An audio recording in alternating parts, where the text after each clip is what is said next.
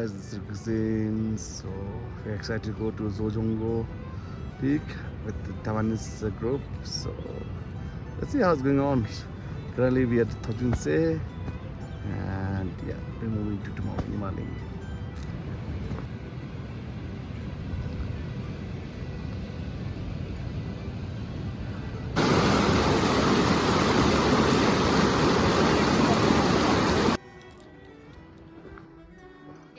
Hello everyone, my name is Sue and we're going to Dzo Jongo. I think I really love this track, but look at this. It looks like lot of rain. It's really gorgeous and I really love this track. I think difficulty for me will be we need to get used to the high altitude, but because we're just slowly coming up, so I think difficulty may be 4 to 5 for me.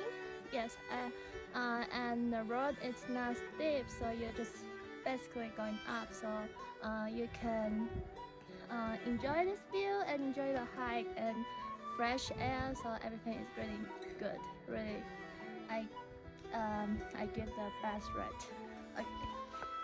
Okay.